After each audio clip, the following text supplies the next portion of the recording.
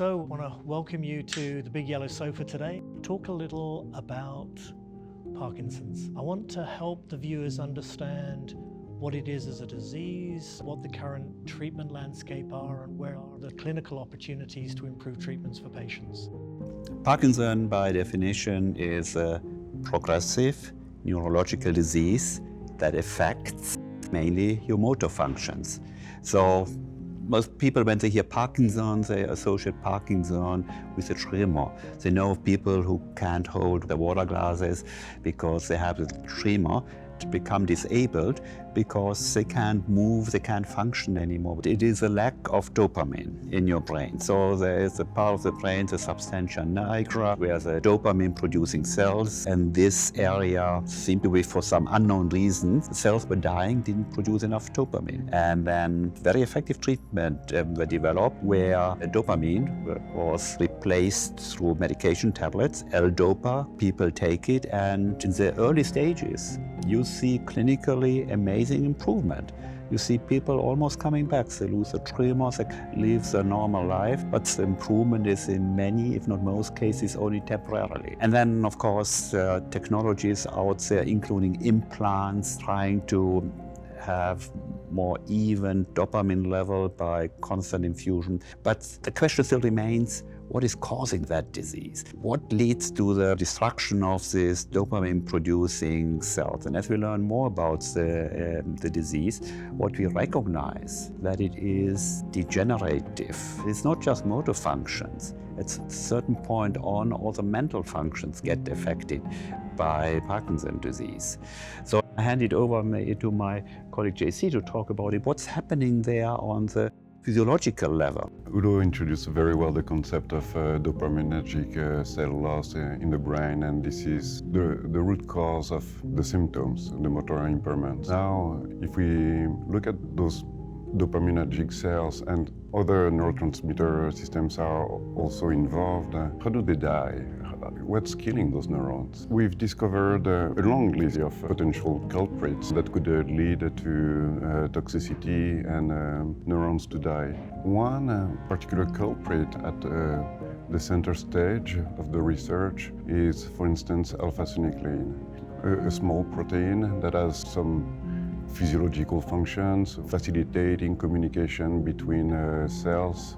Brains affected by Parkinson's disease, we see a lot of lesions where alpha-synuclein has accumulated. It turns out that not only this protein can accumulate within cells, but once misfolded, can transfer this information to another alpha-synuclein, will turn into a pathological alpha-synuclein. And so there is a spread in the context of Parkinson's disease. It kills neurons, but it also accumulates in the gut and in the skin and other tissues.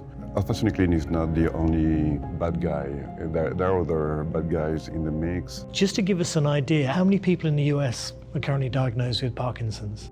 It's about 1 million people are affected by Parkinson and 6 to 9 million worldwide. And the numbers are growing. So we have this toxic protein. So you know, proteins are three-dimensional structures of amino acids. Normally they fold in a certain way, which is important for healthy biological function. So let's say they are like lock and a key in a normal road. So now if they just for some reason fold in the other direction, they can't function as a key anymore, and you have a pathological process. If they misfold, they make other healthy proteins also misfold.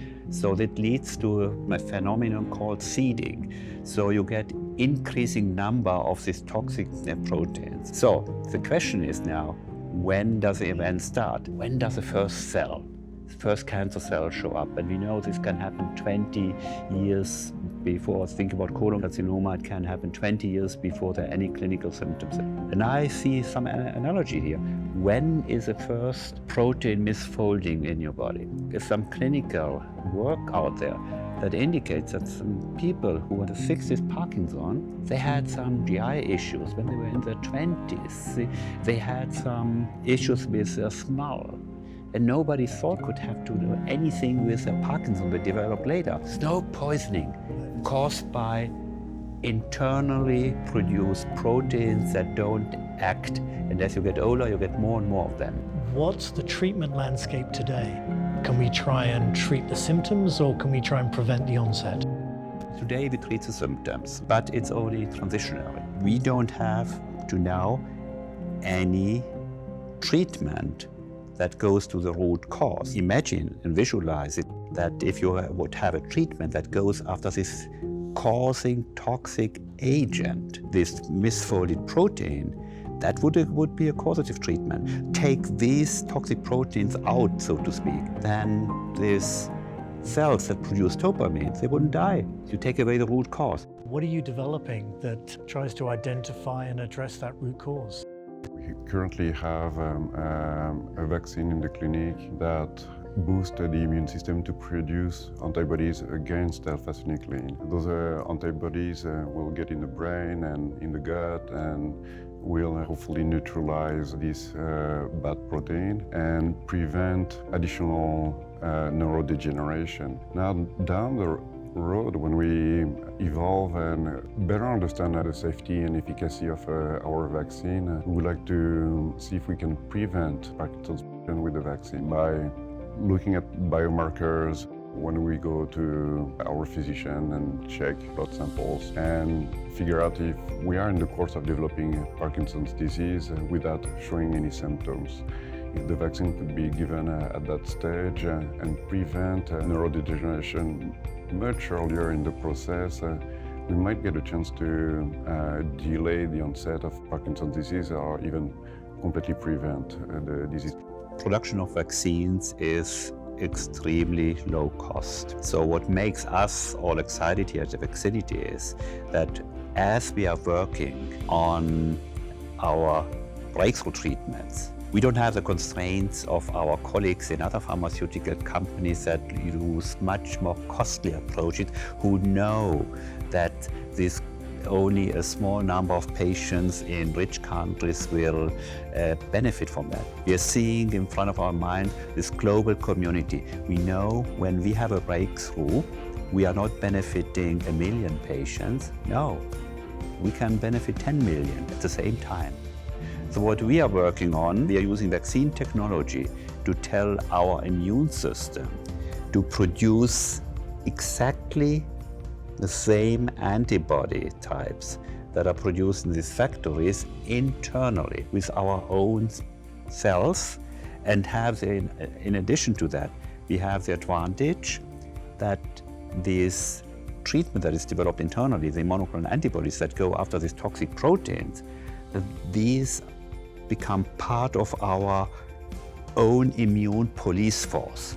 So our immune system is not only tracing then, after we have provided our vaccine, not only tracing viruses, bacteria, cancer cells, but hopefully then also just misfolded toxic proteins that can cause diseases like Parkinson. And we can do it at a cost that is literally affordable for the world, not just for a few countries. Thank you to you, your teams, and the efforts you're making. Please keep us updated on progress as you move closer to both finding a way of treating Parkinson's and the ultimate ambition of finding a way to prevent Parkinson's. So with that, thank you very much indeed for joining us today on the Big Yellow Sofa. Let's just go, right?